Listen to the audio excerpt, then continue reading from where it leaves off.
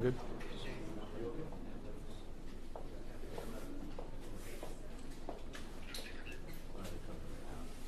Don't come to us.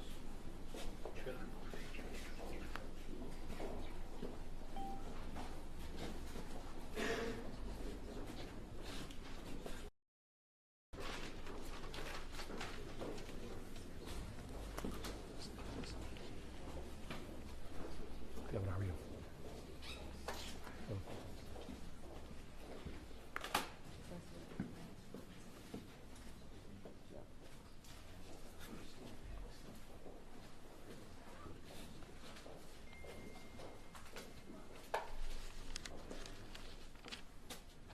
President, please.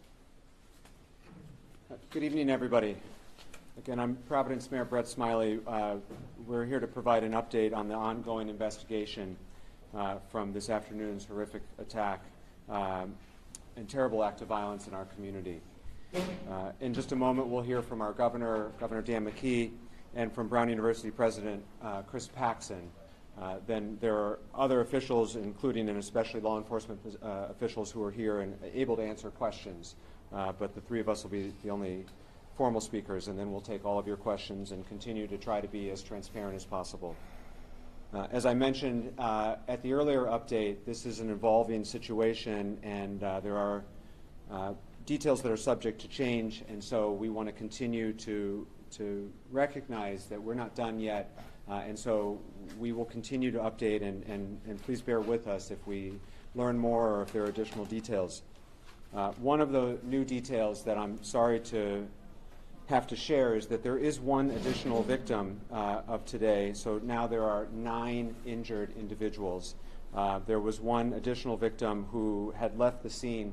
It was not a gunshot wound. The individual learned that they had received fragments from the shooting that had occurred near them, and so they have non-life-threatening injuries, but is now the 9th victim who is is expected to have a full recovery.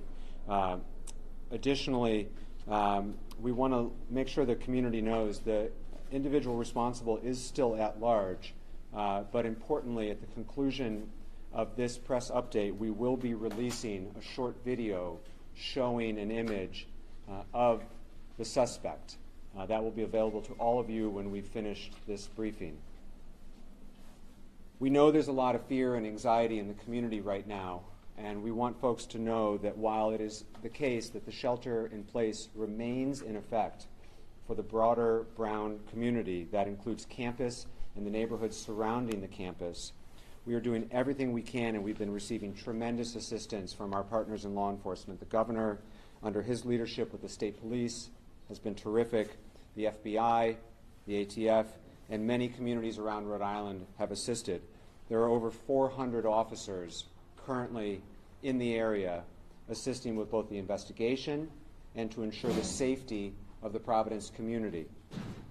Additionally, Providence Fire has been deployed to venues of assembly. We know that this is a busy time. It's a Saturday night in the holiday season, and so you may see firefighters at the mall, at PPAC, at Roger Williams Park, and we don't want anyone to be concerned that there are any issues, but rather we want folks who are out in the community tonight to see a person in a position of authority and to feel safe in our community.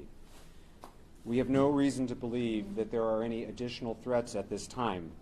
Any calls that have been received in the last several hours to 911 have been unrelated, and there have been no additional calls for service or calls of anything related to this incident. The video that will be released is from that building where the shooting occurred, which is the Barrison Holly building, looking towards Hope Street. And as I mentioned, that will be shared as soon as we conclude. We are still encouraging, as we did earlier, for anyone who thinks that they might have information relevant to the investigation to call the police, the Providence Police non-emergency line, which is 401-272-3121, 401-272-3121. Of course, you can also call 911, but if you have information that you think might be able to assist in our investigation, please give us a call. At this time, I'd like to turn the mic over to our Governor, Dan McKee, who's been in touch with federal state partners, and has been a tremendous assistance to us here in Providence throughout the evening. Governor? Hey, Mayor, and thank you for your leadership and all your entire team. And our job right now is to support your team, and we're doing just that. All our state resources are available, not only to the mayor, but also Brown University, which our hearts go out to Brown University. I have had calls along with the mayor, with the FBI director, Patel, who's offered assistance to us as well, a direct assistance. I just received a call from the President Trump as well, expressing the same type of urgency and the same type of offers to respond to us in a way that we, one, keep people safe, but also, two, we're going to make sure that we catch the individual that brought so much suffering to so many people. And so with that, I would just say that we're going to continue to work together. State police is on board. We know that there's going to be need for some counseling strategies, so we've already activated that through our health department. And we'll make sure that we take the lead from the mayor and then provide all the assistance we possibly can, along with your lead as well, President Paxton. So with that, I'll give the mic back to you. Thank you, Governor. Now we'll introduce Brown University President Christine Paxson. Brown PD was the first to respond and has been an incredible partner, and we have two priorities right now as a community. One, to bring the individual responsible to justice, and two, to pray for the full recovery of those affected. The Brown community's heart is breaking, and Providence's heart is breaking along with it. We're a week and a half away from Christmas, and all of us are getting calls from concerned families, parents, employees, relatives, and so President, we just want you to know that Providence and Brown stand together today, tomorrow, and in the months ahead. Please. Thank you. Yes, this is the day that one hopes never happens, and it has. I really appreciate everything that the local law enforcement and everybody is doing to help find this person, make sure that we can be safe as a community. Our focus right now is on supporting the families who have been affected by this, the families of the 2 students who sadly lost their lives today, as well as the 8, now 9 students who are in the hospital. We've been in touch with their families. I will talk to them soon. But you know, we will come together as a community and we'll get through this. Currently, the students are still all in lockdown, as are people in the area. And hopefully we can get them back to their dorms and feeling safe and secure as soon as possible. But thank you for everything you're doing, Mayor. Thank you, Chris. We'll take questions for law enforcement personnel, anyone who's here today and share as much information as we can at this time. Can we, Dan J. from Channel 10, Mayor, as you know, can you talk a little bit about what we're going to see in this video? Or can Deputy Chief Oates? We're going to ask Commander O'Hara to answer that question. Sure. What you're going to see is a video from the building where this incident took place, 184 Hope Street. It's of who we believe is the suspect, leaving that area, walking on Hope Street, and taking a right on Waterman towards the water. He's going to be wearing dark clothing. You're not going to be able to see his face. Dark gray or black clothing. And some of the witnesses have also told us that he may have been wearing a camouflage gray mask. That is unconfirmed, but if anybody should recognize this person in any way, seen him earlier, recognize his gait, obviously we want to know about that as soon as possible. You had said, or somebody had said, and I want to make sure we're correct in reporting this, that he may have walked out of a building, and I'm wondering, how did he get access to the building, and is there video from inside the building? That I don't have the answer if there's video inside that building that depicts him. There is video inside that building. However, I haven't seen him on video inside that building. And he did walk out of the building. So can you explain that to me, in all of us? So he was in the building, but we don't have video of him in the building. We haven't recognized him in the video yet. We do see some video from inside the building of a commotion. Clearly students are running. However, we don't have from the video that I've seen so far, we don't have the suspect depicted in a video. Is there any reason to believe this is international terrorism, or is this just some disgruntled student? That we don't know yet. A disgruntled student that just came in to shoot up because he was upset about final exams or something like that? We're not sure. Amanda, have you been getting tips since the last briefing? Yes, some tips have been coming in, and we have been running them down. We're going to be using the assistance of the FBI to get categorize all the tips that come in so that we have it in an orderly format for us to look at. But yes, we have had some tips. None of them have worked out for us yet. Do you think, like, do you have a better idea than we did just 3 hours ago, since at least now you have a visual image? Yes, a little bit better, but we're still not there yet, John. Has law enforcement Ian. done inside the building? Ian first. Commander, has law enforcement done any building-by-building search of the area, surrounding area?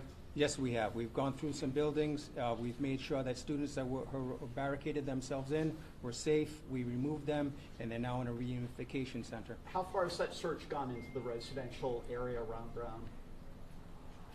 It's gone to all the buildings that we think that were affected by it. Any student that called us and said that they were barricaded and they didn't feel safe, those are the buildings that we checked. Deputy Chief, does that video show a gun? No, it doesn't. It doesn't show a gun? And also, Mayor, the President confirmed that all of the victims are students at Brown University. I can't confirm that. I don't have that information to confirm. Well, that's what you just said, right? President Paxton? That's what I've been told, yes. That all of the victims, including the 2 that passed, are students at Brown University. The last one who came in recently, I'm not sure. Okay. There was a question over here. There was blood stains on the sidewalk of Waterman clothing. Were all the shots done within the building, or were they shot outside? Well, the incident took place inside the building. Inside, there were blood stains and clothing outside the building. Where in the building did it happen? It happened inside of a classroom, Do you know what floor? first floor. Has a weapon been found if it wasn't in the video? No, it hasn't. Have you talked to any of the Sorry, victims? Steph. Can you walk us through what you now know about the timeline of events? What time did the suspect walk into the building, and how quickly did he begin shooting? Did he go straight for the classroom? Was it the students who were taking the finals? I don't know what the students were doing in this classroom. However, I don't also know how he entered the building that we're working on. Okay, so you don't know that yet. And is the suspect of college age? Does he seem in the video? He could be in his 30s, but we're not positive. That's our first inclination. Pat. Sir, can you speak to the type of presence from the federal government that's on the ground right now, and what type of personnel do you expect in the coming days, specifically tomorrow? So right now we're working with ATF and the FBI, who are present right now. Those are the federal agents that we're working with. Deputy Chief, based on the bullets, Deputy Chief, do we know what kind of gun? We don't have the gun identified yet, no. Okay. What type of activity are they engaged in? Are they doing data collection, evidence collection? Data collection, evidence collection, and video collection. Go ahead. How many other people were inside the classroom? That I'm not sure of. I don't know how many students were in there. President Paxton, could you maybe answer some of the questions about the Brown students? What was that class there for? Was it a final exam? You're the president. You must know. I don't know. Well, you don't know. I don't know that. Okay. Sir, you had a question? Yes. Go. So have the shelter-in-place orders or evacuation spread to other parts of the city? Because we've heard that happen at the moment. No, they have not. The shelter-in-place has not changed. It remains in effect for the Brown campus and the surrounding neighborhood. City of Providence, you know if you live near Brown, that's where the shelter-in-place is in effect. It is not in effect in other neighborhoods because we have no reason to believe that there is any particular threat beyond the campus area at this time. As I mentioned at the press briefing before this, I'll reiterate right now. In this day and age, there is a lot of misinformation that can spread. As it pertains to official updates regarding the shelter-in-place or any future announcements, please follow the City of Providence official social media channels. We've also put out updates through our 311 system, but the City of Providence on Twitter, Facebook, and Instagram will be updating throughout the evening. If that did not come from an official channel, then it is not official. Right now, the shelter-in-place is the same as it had been earlier, and it remains the same. Mayor, Please, Ed. How is the shelter-in-place message being conveyed to the neighborhoods? Is it just through the media, or are you making phone calls? So we have all of the above. We have conveyed it through the media. We've conveyed it through our official social media channels. We've pushed it out through our 311 system, which is the city service system. We've been in touch with our city council leaders throughout the neighborhood, including our councilman John Gonsalves from this neighborhood, who have their own distribution channels through newsletters and such. And For all of you who are Rhode Islanders, you know this is a close-knit community. That is our strength, particularly in this moment. We are all in touch with our neighbors. We are all in touch with our loved ones at this moment, and we are sharing information as directly and honestly as we can, and we will continue to push out updates through those same various channels. How long do you expect it to be? Please, in the way back. Hi. Is there any indication of when students who are sheltering in place in public campus buildings, when they will be allowed to at least leave and go to those reunification sites? There is no notification about when that might end because we will make that announcement when we feel like it is safe to do so. And so we don't have a timeline on that, and nor should we have a timeline on that. Safety is the primary concern right now, and bringing the responsible individual to justice is our top priority. Is it your belief that there's just one suspect or people helping him? And if people are helping him, Deputy, what is your message to people that might be aiding, because it's been 6 hours and, you know, no one knows. Sure, he's unidentified, so we don't know if people may be helping him or not at this point. But Deputy Chief, assume that. What's your message to anyone that may know who he is or helping him or hiding They him? know who he is, please call us. Deputy Chief, I ask this Dan and Steph. I ask this with all due respect, Deputy Chief, just so I'm trying to process this so we can bring this person to justice. He was in the building, but we don't have video of him in the building, or we have video, we just don't know if it's him. Do you think that he went into a bathroom, got dressed, and then came out? And secondly, could the president of the university address, does anybody have access to that building? I mean, you can't go in a building without a pass key anywhere, so. I'll take both of those. As has been said, and we'll say again, the video that we have and the video that we will be sharing when we conclude this update is of the suspect leaving the building. Right. We are combing through lots of video, both on campus, through private cameras. Providence Police, with the great assistance from our federal partners and others, is combing through any video we can find. And again, to the community, if you have some of those Ring cameras or other video that you think might be relevant, please call us and share it with us. We do not at this time have video that we have seen of the individual coming into the building or moving throughout the building, but that doesn't mean that we will not discover it. We are actively working this investigation as we speak. It has been a priority for us to give updates when we have them. That's why we're here right now. When we have more information, we will share it. As was reported at the earlier press conference from the provost, because there were exams taking place, the outer doors of the building were unlocked.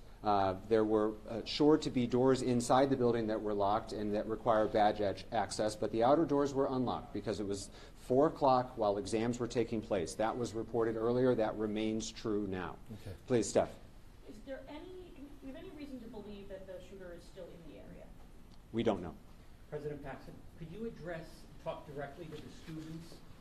They've been on lockdown. What about meals? What if someone has a medical emergency? Right.